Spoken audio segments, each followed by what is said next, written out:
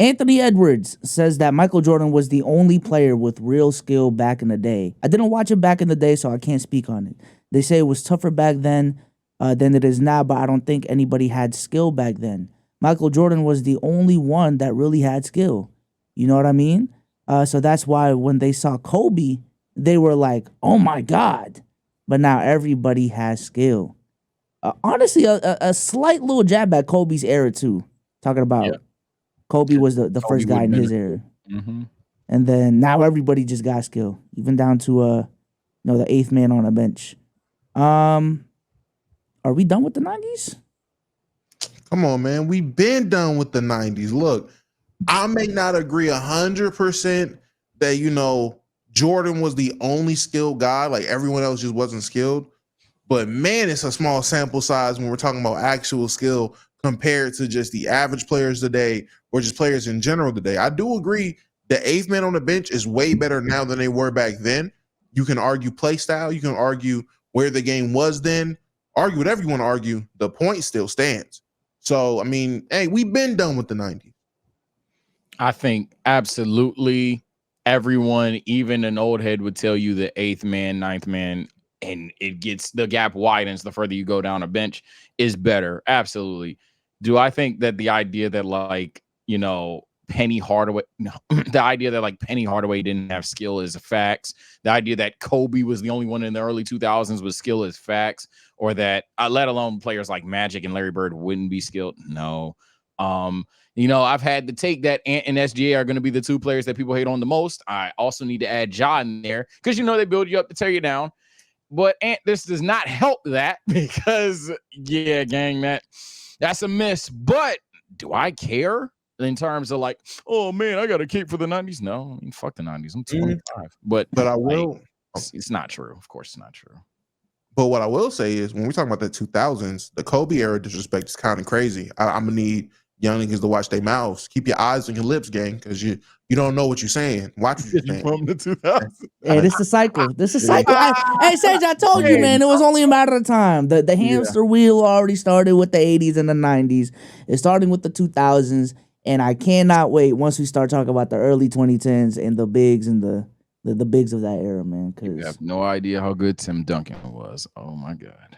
Yeah, because I ain't gonna lie, we've been gassing up 2013 Tim Duncan, acting like he wasn't 39 years old, getting first team All NBAs, averaging 17 points a game. Nevertheless, though, this is this is a quote retweet from the tweet I just wrong thing.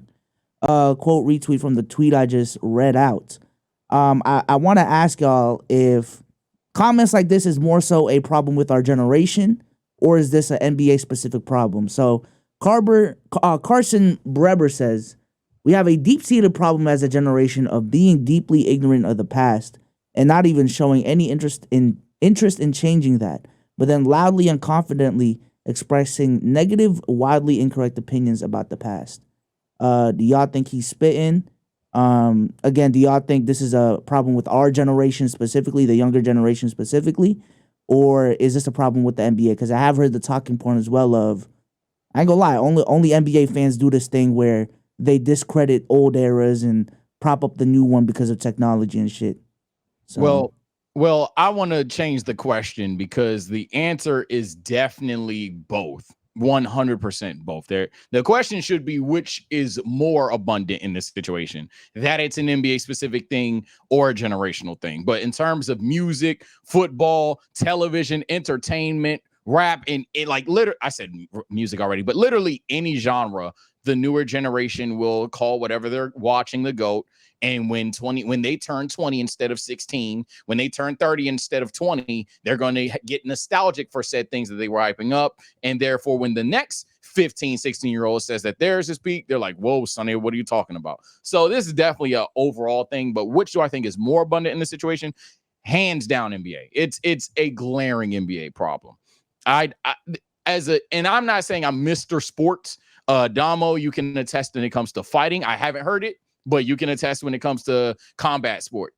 I haven't heard this shit in track outside of literally, I mean, they are just faster, but it's not that they were ass. Like, they respect the slower but generational athletes from the past as well. Obviously, I'm a football fan, whether you like my takes or not.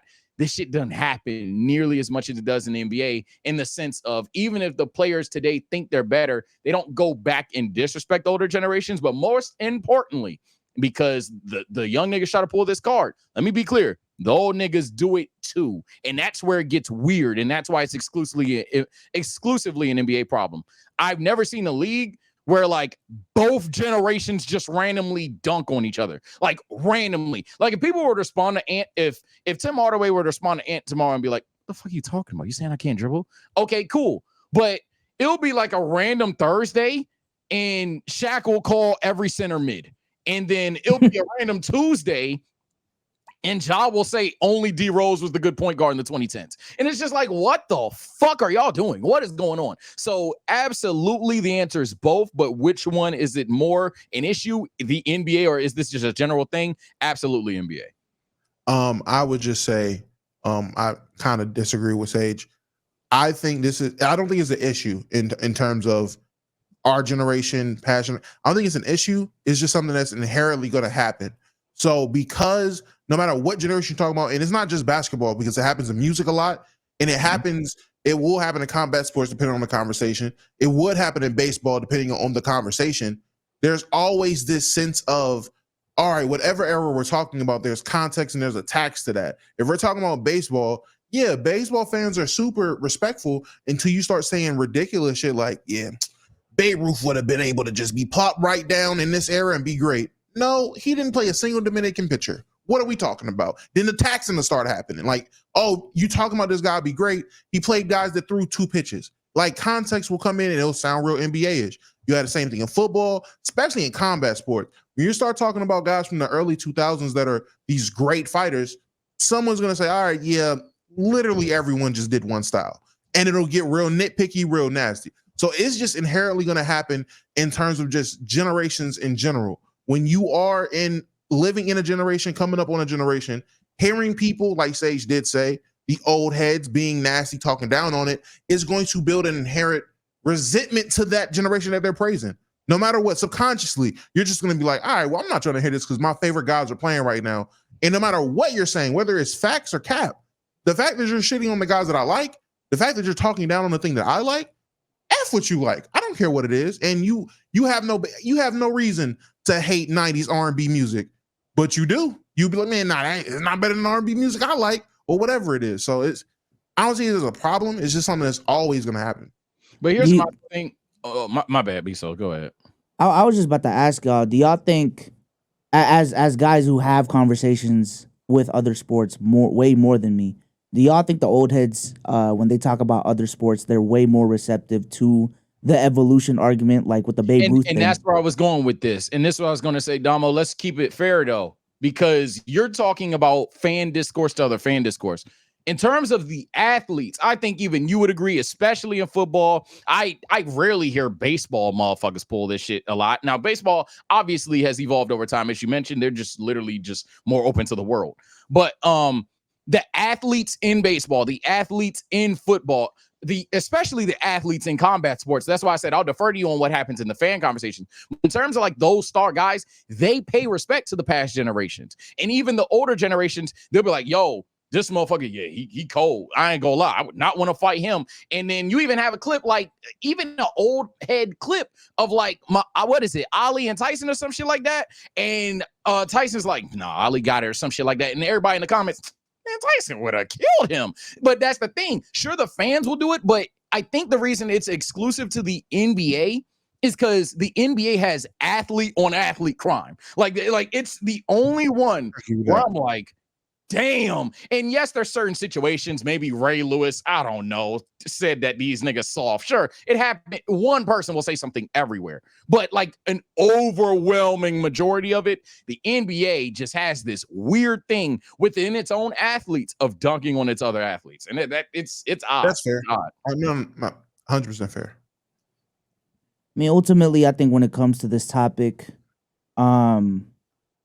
when it comes to players, I really don't expect them at this point to have the most informed, objective opinions about the game, specifically because a lot of the players that we talk about from the outside looking in, but some of these dudes are literally their friends.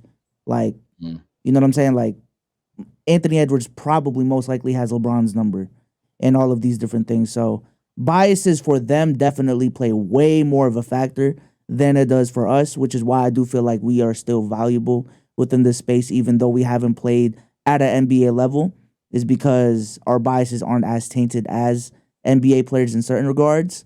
But hey, Ant's young, I think every generation, and this really shows with Gil's Arena, every generation thinks they're the best.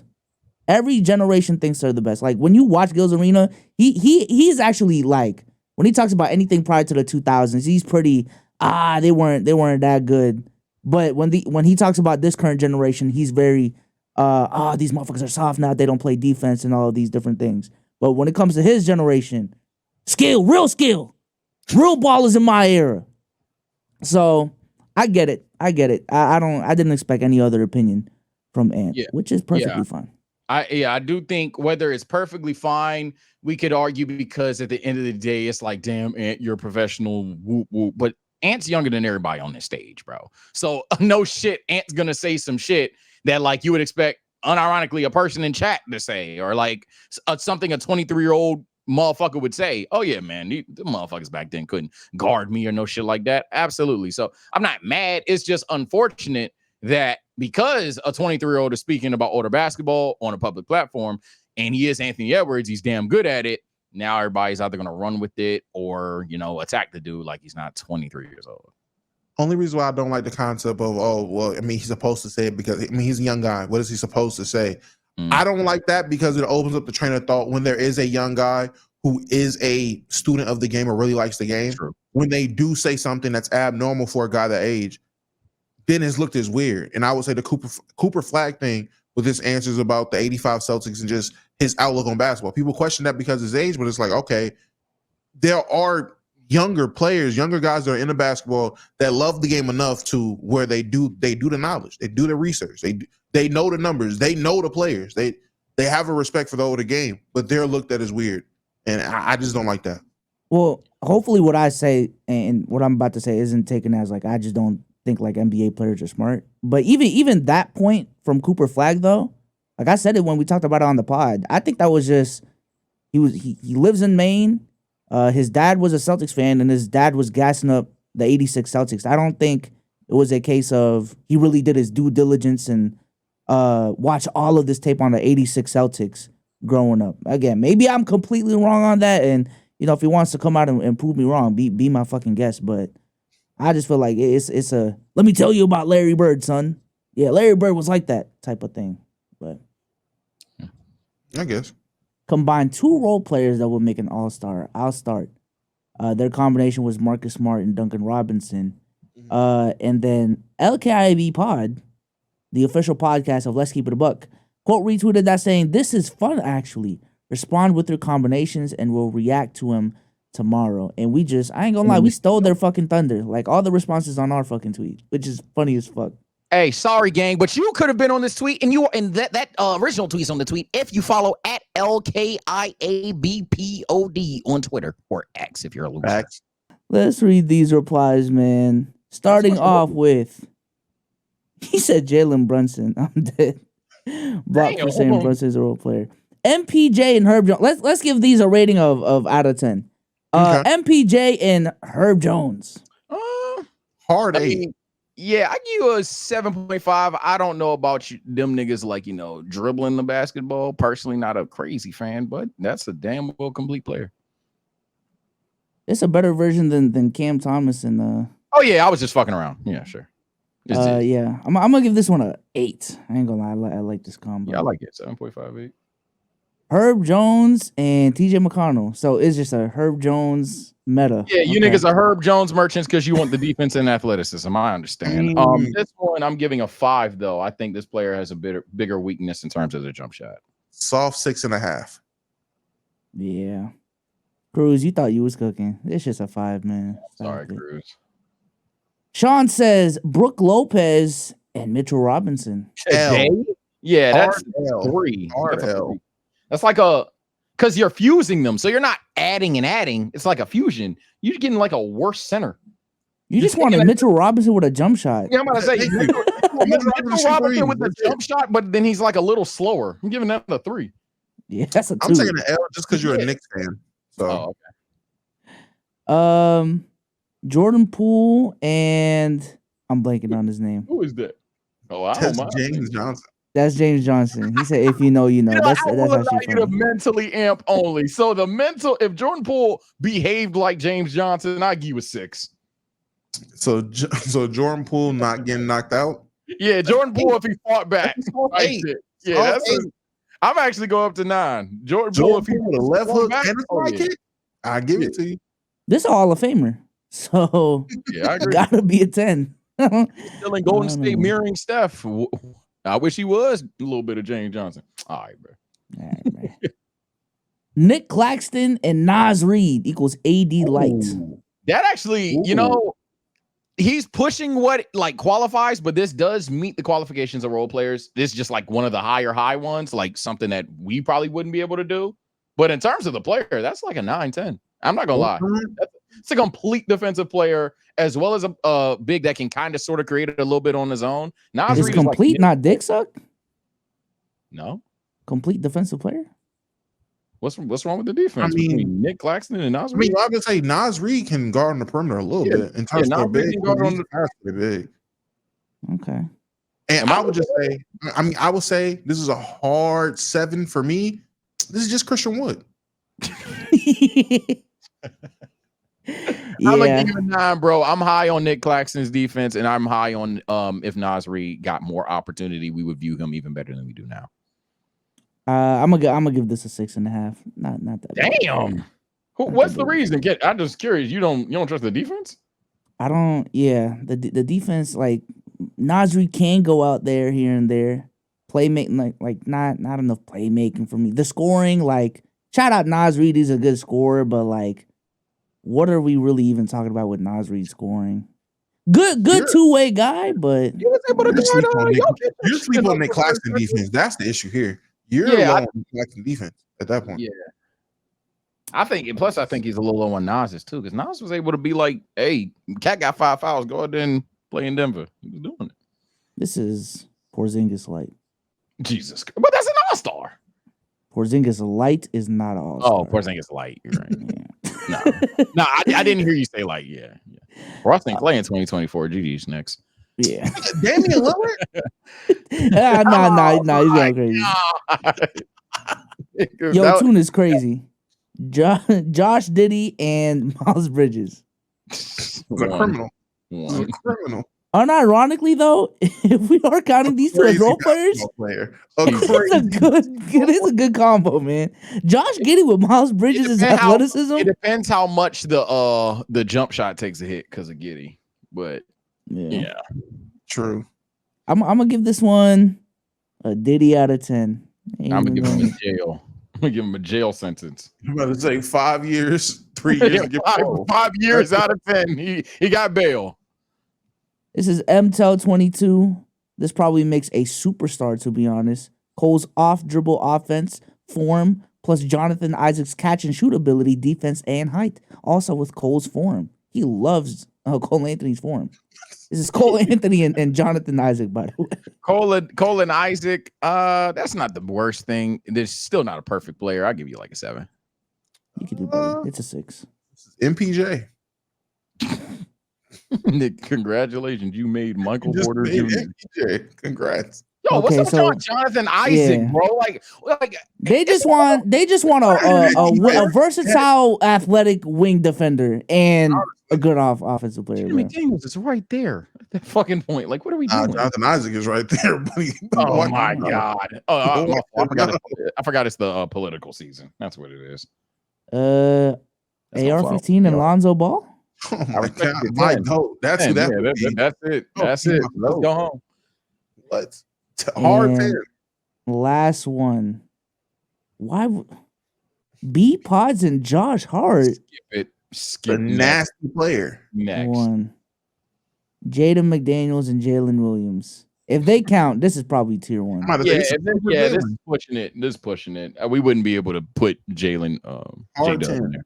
DeMar DeRozan and Tony Allen. That's a dog.